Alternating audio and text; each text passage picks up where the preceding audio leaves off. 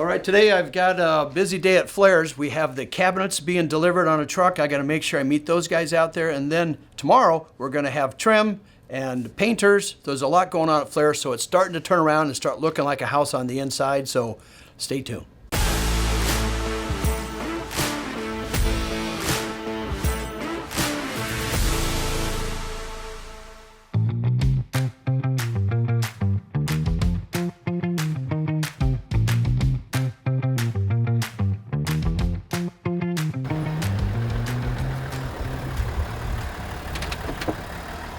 Okay, as you can see, the cabinet truck is not here yet, so I'll have to make a phone call and find out where they're at. Hopefully they're not lost, but even worse, I hope they know they have the right day they're supposed to be here. But in the meantime, I'll take you guys through and show you some stuff that's gotten done. So far, I don't know if you noticed, all the stone on the outside has been completed. We got that supersized water table in.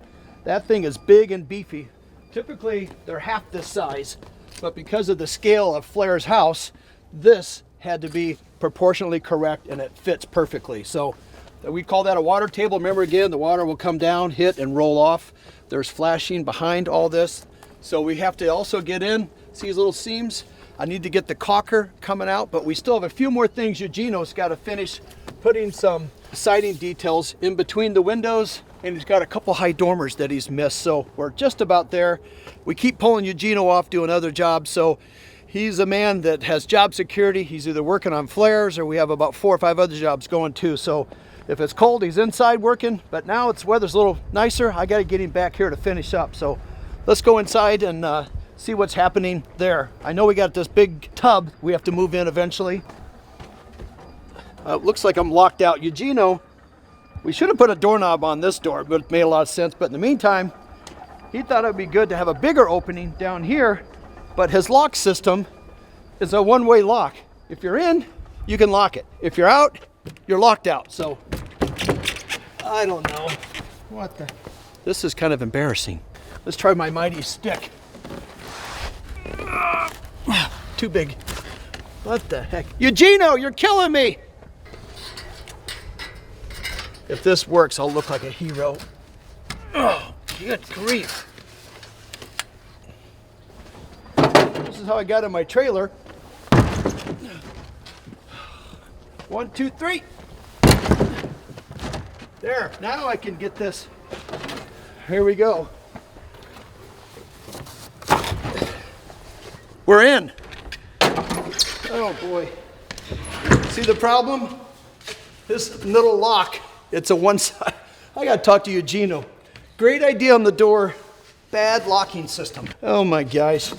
All right, now we're in. Let's take a look. There's the tub. We gotta measure this thing. Ideally, we're probably gonna have to unscrew, get everything out of this tub, put it on that cart. It might fit through the doorway.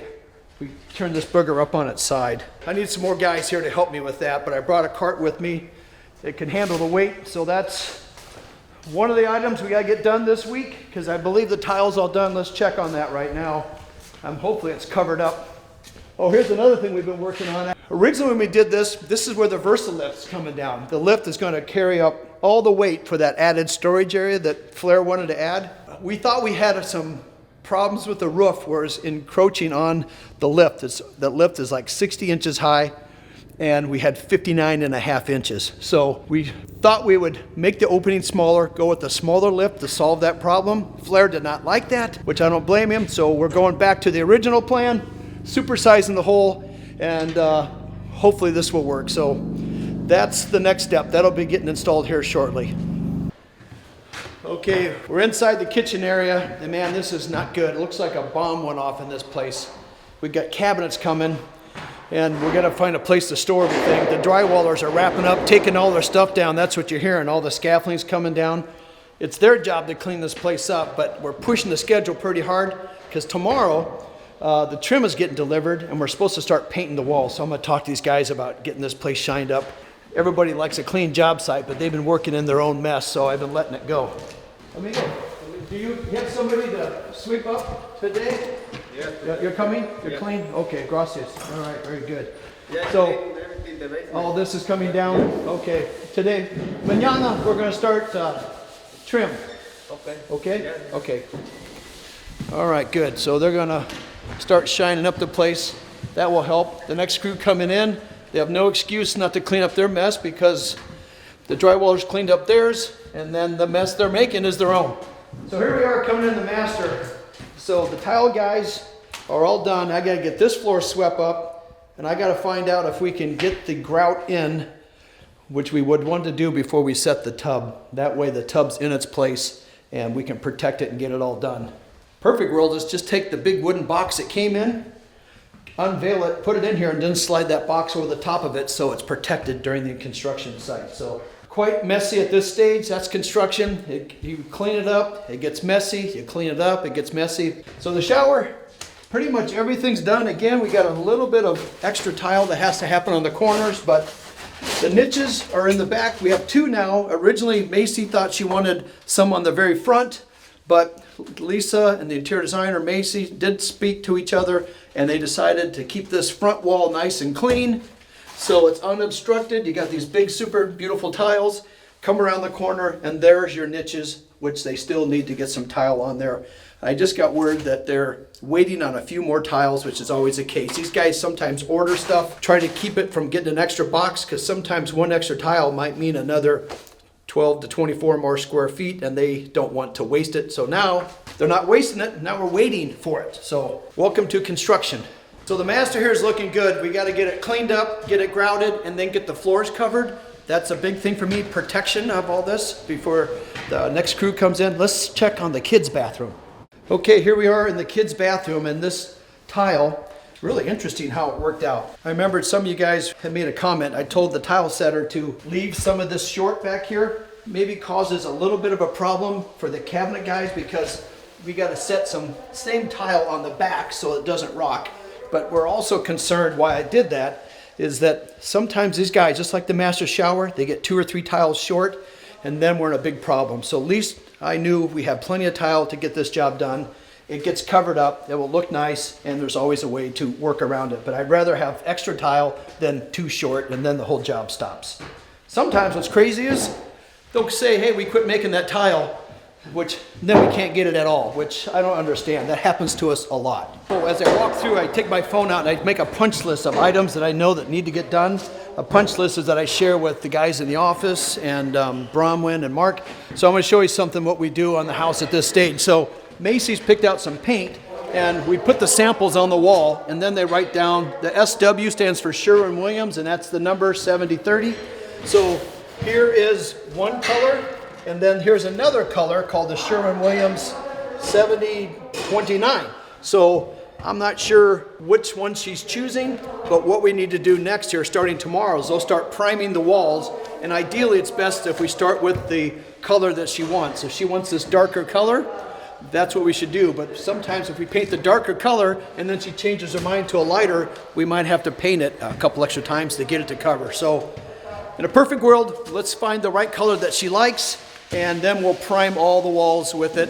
That's the first coat. Let all the guys do their work, trimming, what have you, and then they'll come back and add their second and third coat as at the very end. So I got some good news for you guys, some exciting stuff. FLAIR'S going to build something else on his property. Let me take you over and show you what's going on there. Okay guys, so it's been a long time coming. FLAIR is officially going to start building his pole barn. He's hired another company to do that, but I'm here to show you the plans, and I have to take out the permit since these guys are coming from out of town. So they're a pretty simple design. Let's see, how long? Oh, there we are. We got 3 huge garage doors. Those are 14 by 14. There's 3 of those. And he's got one on the very back so he can do a drive-through. It's going to be a good-looking barn for him. So let's go over and take a look at the actual site and where it's going to go. Okay, to give you guys a layout of the land of how and where this barn's going to go, we got the main house. As you come down the road, it will be the main feature that you see coming down. But what FLAIR and Chad the dirt guy did, which is very smart, so they cut into the side of this hill, put a nice slope on it, so that way when you come down the driveway, the barn is hidden and you don't see it. That's what a big thing is. We want to show the house first, not the barn. So let's walk in and I'll show you how it's going to lay out. This is where you'll approach the side of the barn. He'll have an entry in the front door, and then as you go down this way, we're going to push the barn up against the hill as close as we can. But I've heard Andrew talking. He wants to put the rear garage so that you can drive around. So the way this thing opens up, it gets wider as you go that direction, which will allow for Andrew to get that rear garage, that pass-through garage. So as it sits back, he'll have all his garage doors looking out this direction, which is good because that's east.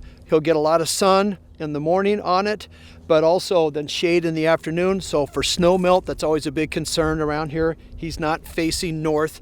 It'll be really kind of wind protected, especially being down here in this lower area. And it's a long ways from the main house. So except for if he builds it too big, remember I'm living right over here, I'm his neighbor. I might be looking at this barn more than Andrew. So I think he's building this big barn in my backyard almost, because I think he's afraid of me looking over and seeing him in his bathroom, or he's always outside in his underwear, he says, which is something I don't want to see either.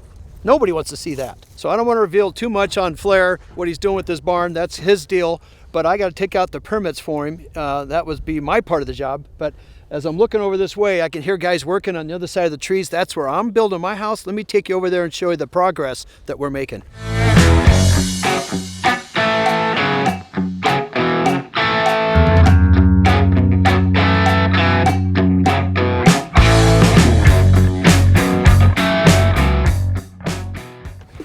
All right, that was a fun short little ride over from Flair's house.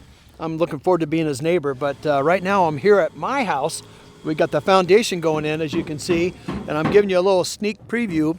This is something that I'm gonna have another video on the full detail of this, but I'm here to visit with a couple of the guys, see if they got any questions before they start pouring concrete here this afternoon. So then after that, real quick, I'm gonna run into town, take out those permits on Flair's pole barn. So after this, I'm gonna run into town with those plans that Flair has for his pole barn and see if I can get permits pulled and hopefully get them right away. No other questions? I mean, you got everything pretty much handled? You got yeah, I think so. All right, well, I'm excited. You won't catch me standing on top of these things walking without a net. I don't know how you guys do that. You're like circus acts. Yeah, you just get used to it. Do you get used to it? I don't know if I ever could. So I like being on the ground. Yeah, the fun part is when they're full of concrete and you can't leave footprints in the wall. Oh yeah, you got to really keep your foot on the edges. And then my wife would say, does that help keep the bugs out? Because all she wants is, she wants a spider-free house. So I got to figure out how to build her that one. So the spray, does that help keep spiders out? I don't think so. Oh, darn it. All right, I got to look at find something else. Caulk, more caulk and glue. I don't know, big spiders. My wife, she can see one a mile away and she screams. I've been called from work to come home to kill a spider that's that big. So my job is to get this thing spider free. All right, everything's good here. Let's hop in the truck, go into town and see if I can get these permits pulled. All right, guys, I'm coming into downtown looking for the courthouse to take out the permits for Flair, so I will not be able to take you inside. I don't think the government allows me to do that, but once I go in, typically I can get permits, hopefully in a couple of days. Maybe I can walk out with them today because there's really a very simple build. No plumbing, it's just a big pole barn and dirt floors. So let's see if I can convince them to send me home with the permit. That would make Flair real happy.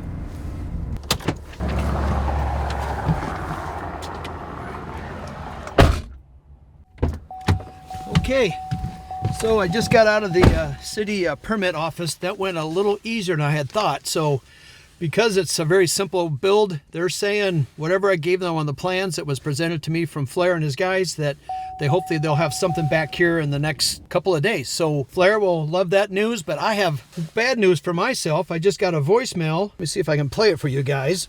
Hey, Brad, this is Courtney with CKF. Just got your message.